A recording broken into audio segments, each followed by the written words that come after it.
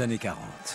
Théâtre du deuxième conflit mondial, l'armée du Troisième Reich défile sur les Champs-Élysées. Les Japonais attaquent Pearl Harbor. Le ghetto de Varsovie tombe aux mains des Allemands. Le 4 février 1945, à Yalta, Roosevelt, Churchill et Staline préparent le nouvel ordre mondial. Le 6 août de la même année, Nagasaki et Hiroshima découvrent l'horreur de l'atome.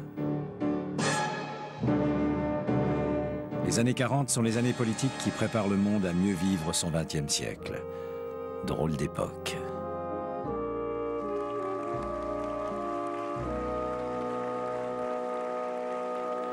L'art et la culture deviennent plus engagés et plus militants. Le romantisme est loin, le néoréalisme pas encore né. Marcel Carné achève le tournage des Enfants du Paradis. Saint-Exupéry publie Le Petit Prince, Jean Cocteau, Les Enfants Terribles.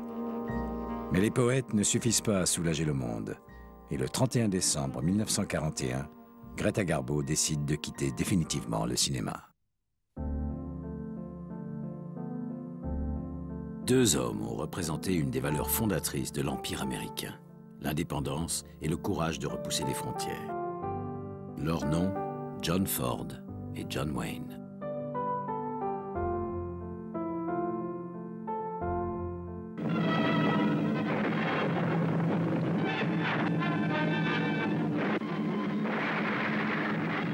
Après plus de 60 ans, La Chevauchée fantastique demeure le chef-d'œuvre de la plus extraordinaire légende d'Hollywood, celle des deux John. C'est en effet à partir du tournage de ce film, en 1939, que s'est cimenté le tandem John Ford-John Wayne.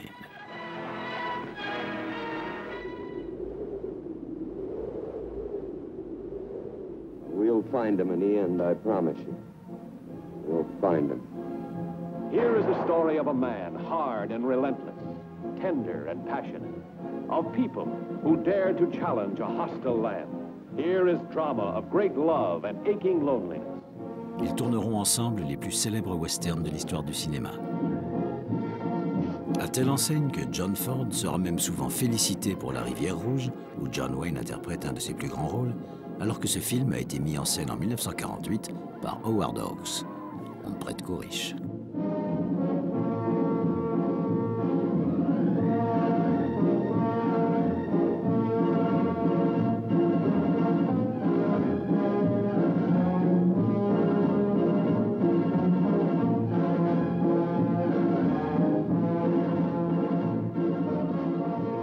Lorsque je rencontre John Ford en 1928, il a déjà réalisé plus de 60 films.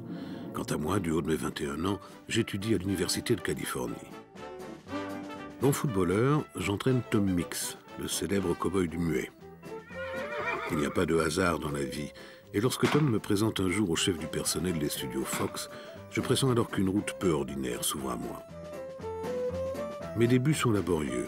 Je travaille pour John Ford comme homme à tout faire. Machinot, cascadeur et finalement figurant. C'est en faisant l'accessoiriste pour John que Raoul Walsh, le réalisateur de Régénération, me donne ma première chance au cinéma dans sa super production La Piste des Géants. Il change mon nom pour celui d'Anthony Wayne, un héros de l'indépendance américaine que j'admire. La Fox préfère un prénom plus américain. Dorénavant et pour toujours, on m'appellera John Wayne. Ce nom sera au générique de plus de 150 films, celui de John Ford sur plus de 130. Aux États-Unis, réussir, c'est rester longtemps à l'affiche. Je commence dans des westerns de série B. J'y apprends mon métier. Et même si la plupart de ces films sont des navets, je sais rester moi-même, et ça plaît au public.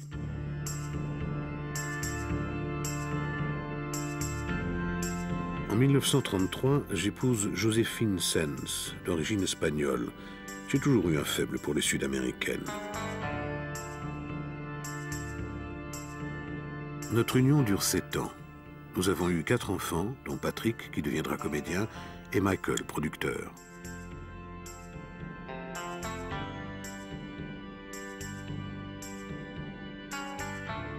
À cette époque, John Ford m'a complètement oublié.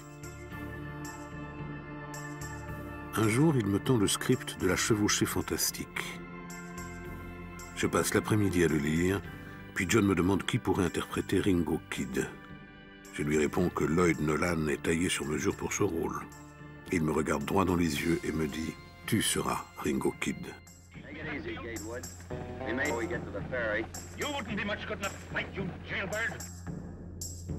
Je n'ai bien évidemment pas eu droit au chapitre. Le problème que j'ai eu avec Duke, Duke c'est le surnom de John. Quand il était môme, il avait une passion pour son chien qu'il appelait Duke. Ils étaient inséparables et on lui avait donné le sobriquet de Little Duke.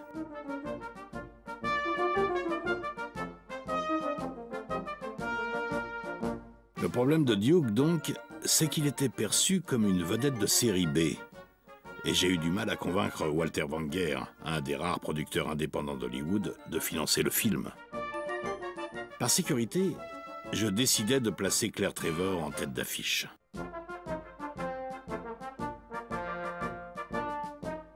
Je n'avais pas fait de western depuis Les Trois Sublimes Canailles avec George O'Brien 12 ans plus tôt. Je suis venu au cinéma grâce à Francis, mon frère, qui s'y est intéressé avant moi et m'a attiré à Hollywood en 1913.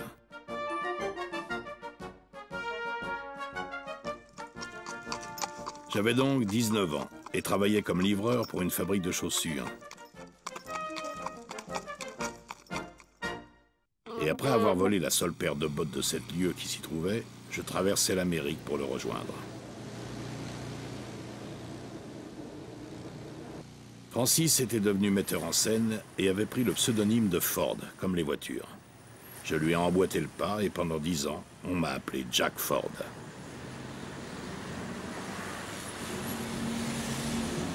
Nous nous sommes bien amusés, mon frère et moi. Souvent acteurs dans le même film, souvent responsables des mêmes tournages.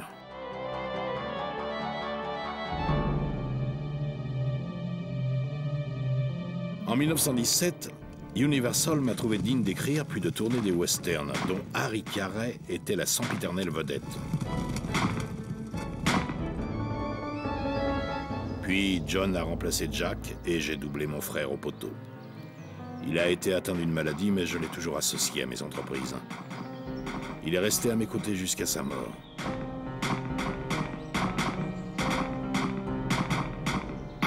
Contrairement à d'autres, je suis passé du muet au parlant sans aucune difficulté. Le tournage de La Poursuite impitoyable commença en novembre 1938 en Californie, puis se poursuivit dans un décor qui deviendra mythique pour les amateurs de western, Monument Valley, dans l'Arizona. All right, folks. Hey, Curly, why don't you take the cuffs off the kid? He's mighty handy with the gun. You drive them horses. I'll take care of the kid. John Ford mène son monde à la baguette, surtout sa vedette, qui endure sans sourciller les colères légendaires du metteur en scène. « 20 ans plus tard, je me rappelle encore les premières remarques de John Ford sur mon jeu d'acteur. « Mais ne savez-vous donc pas marcher? Vous êtes aussi pâteau qu'un hippopotame. »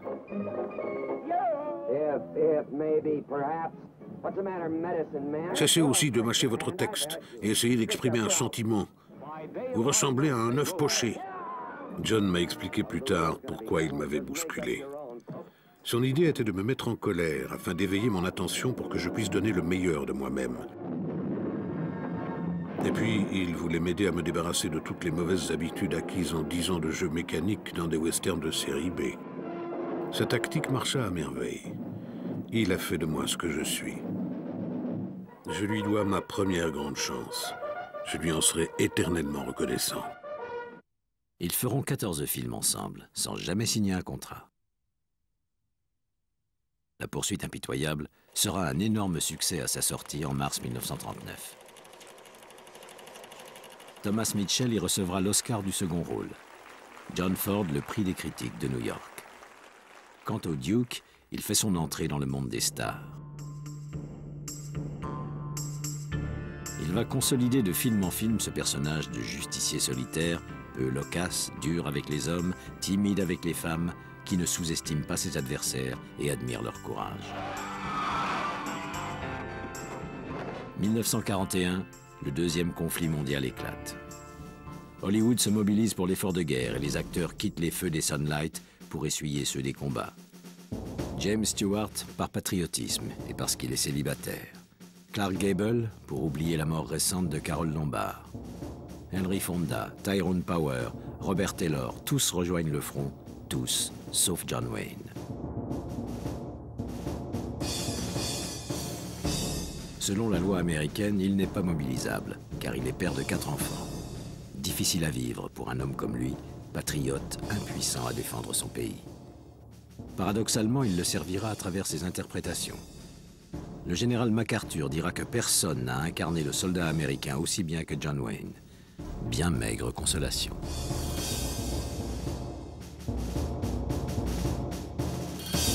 Quant à John Ford, il va totalement s'y investir.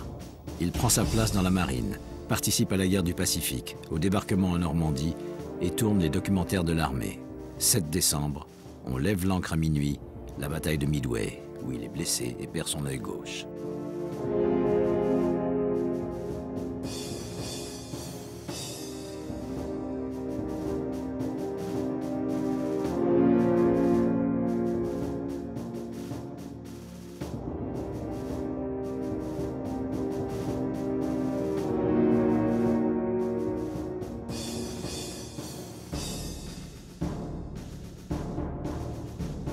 Deviendra l'un des 4 borgnes de l'âge d'or du cinéma américain, les autres cyclopes étant Raoul Walsh, Fritz Lang et André de Toth.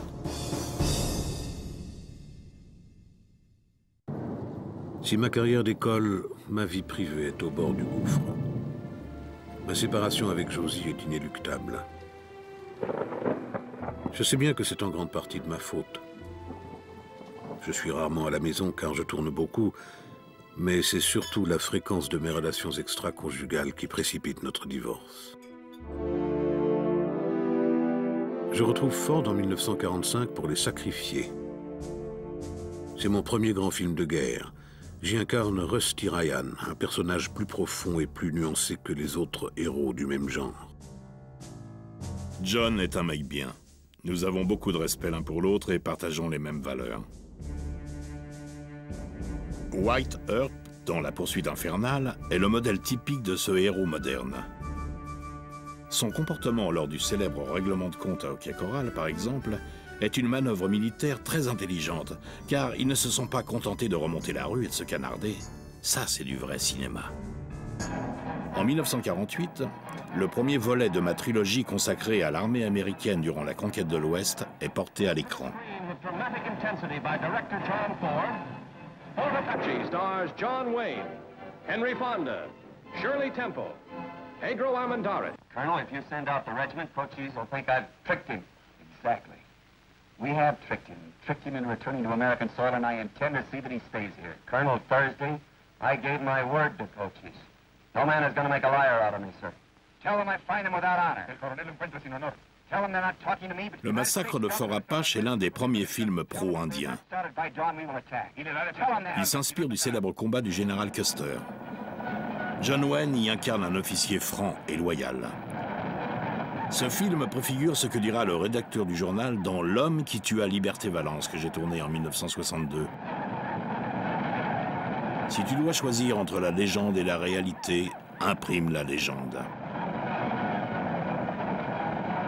Le rôle de Tom Donson dans La Rivière Rouge va être l'un des plus importants de la carrière de John Wayne. Il joue aux côtés d'un jeune premier qui a pour nom Montgomery Clift. Directed by Howard Hawks, the story of the man who blazed the way for a new frontier. We got 1,000 miles to go. There's going to be Indian territory. It's going to be a fight all the way. There'll be no quitting along the way, not by me and not by you. Howard Hawks, le metteur en scène, pressentira que ce rôle allait marquer John jusqu'à la fin de ses jours. I've made up my mind. Put your arms around me, Tom. Hawks et moi, on a fait 4 autres films ensemble. Rio Lobo, Atari, Eldorado et Rio Bravo. À chaque fois, je lui disais la même chose. Ne me raconte pas l'histoire du film, Howard. Dis-moi simplement quand tu auras besoin de moi. All I want is a drink. J'ai toujours suivi mon instinct. Maybe you're right, Stumpy. Huh? You're a treasure. Well, I don't know what I'd do without you. well,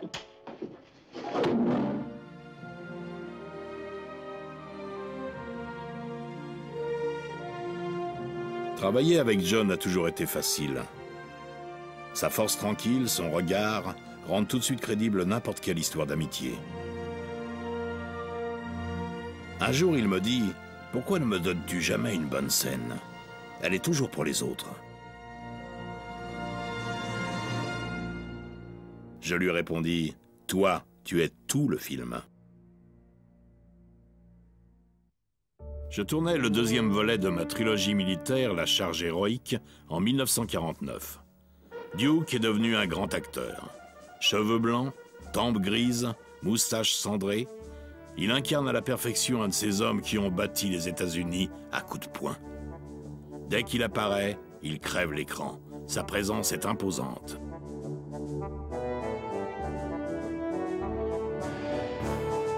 Nommé aux Oscars en 1949 pour Iwo Jima d'Alan Dwan, John Wayne joue pour John Ford dans Rio Grande et L'Homme tranquille.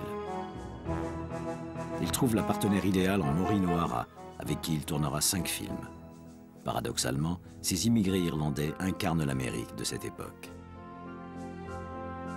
Wayne est profondément américain, avec ce que cela implique de respect, de loyauté et de générosité envers les autres. Il se comporte avec sa famille et ses amis comme à l'écran. Ford, lui, est un intellectuel intéressé par la politique, la littérature et les sports. Sa femme, Mary, se consacre à l'entretien de leur foyer et à l'éducation de leurs enfants. Ils font partie des rares rescapés d'Hollywood qui réussissent à vivre harmonieusement la vie réelle et l'illusion du cinéma.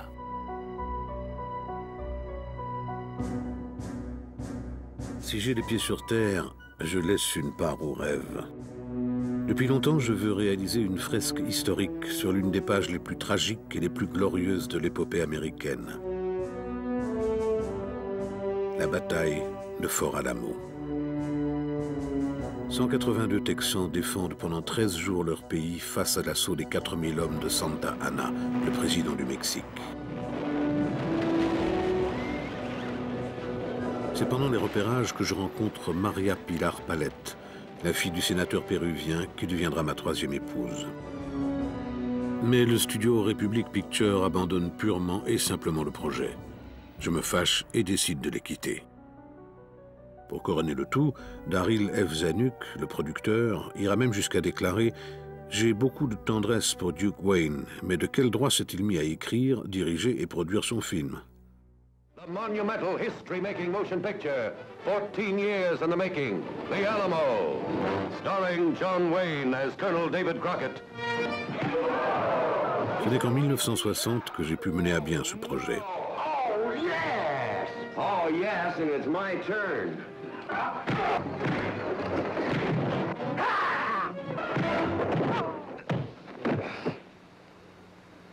You must be Jim Bowie. All occupants of the mission will leave at once. If this order is not followed with dispatch, there will be no quarter given. I hate to say anything good about that long-winded jackanapes, but he does know the short way to start a war. Je voulais montrer à la nouvelle génération d'Américains pourquoi leurs aïeux avaient choisi de mourir au combat pour graver dans la terre les mots « liberté » et « dignité ».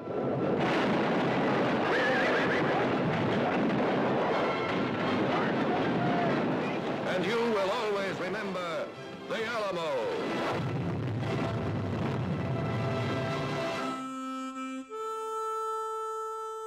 Après l'avoir visionné, Ford me prit à part pour me dire qu'il venait de voir l'un des meilleurs films sur l'histoire des États-Unis.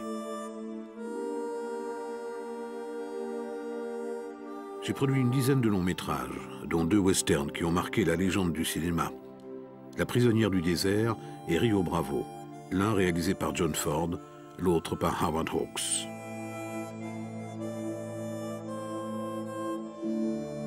Mon plus beau souvenir d'homme de cinéma, c'est d'avoir été nommé sachem d'honneur des Navarros sous le nom de grand soldat. Ce qui compte pour moi est d'avoir été fait frère de sang de diverses nations peau-rouge. Qui, mieux qu'un Irlandais, pouvait à la fois comprendre les Indiens et être fasciné par le mythe de la cavalerie?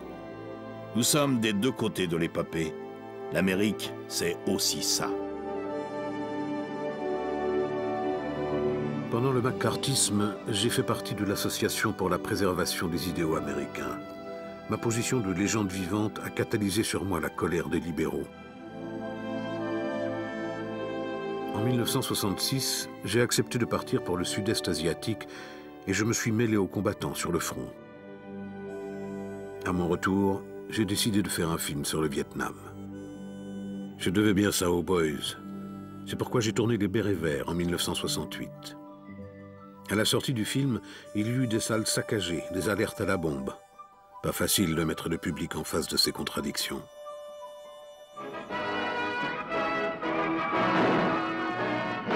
Out of the flame and fury of the frontier, the Old West lives again, as only John Ford can recreate it. À 55 ans, Wayne commence à interpréter les anciens, ceux qui aiment à raconter leurs exploits.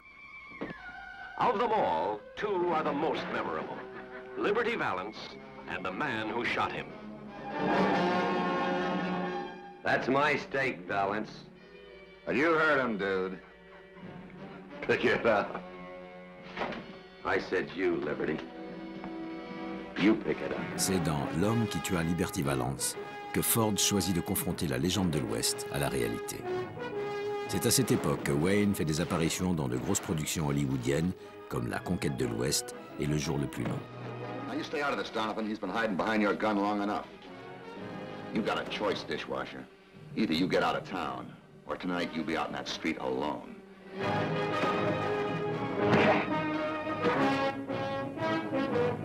This time, right between the eyes.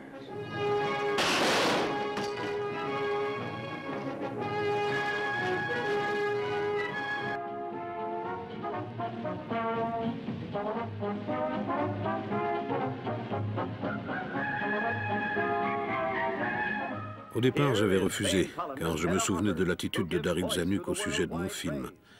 Mais pour 250 000 $ et 4 jours de tournage, j'ai cédé. Et puis j'allais tourner en France. Les Français ont été les seuls à me faire des éloges pour mon interprétation dans Alamo. John Wayne allait livrer une bataille plus intime contre un mal impitoyable qu'il avait baptisé Big C, un cancer du poumon. Le 29 décembre 1964, il fit une conférence de presse bouleversante. Je me fiche de ne plus vendre un seul billet au box-office, si, en vous disant la vérité, d'autres hommes peuvent, tout comme moi, réagir à temps contre cette maladie. À 57 ans, le justicier du Far West venait de gagner le plus féroce combat de sa carrière, celui contre la mort. En 1976, il tournera Le Dernier des Géants de Don Siegel. Jamais un film n'aura approché d'aussi près la réalité. Le mythe du héros est ici confondu avec celui qui, pendant 50 ans, fut le roi incontesté du genre. Une sorte de testament cinématographique. Dans ce western, le héros est atteint d'un cancer.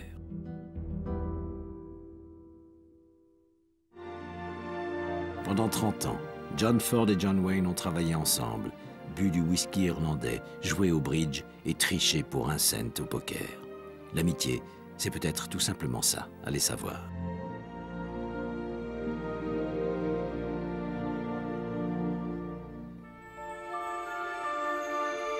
Leur nom est gravé à tout jamais sur le grand livre de l'histoire du cinéma. Tous les jours, quelque part dans le monde, on passe au moins un de leurs films. Et si des générations d'enfants jouent aux cow-boys, c'est grâce à John Ford et John Wayne qu'ils veulent maintenant jouer aux Indiens.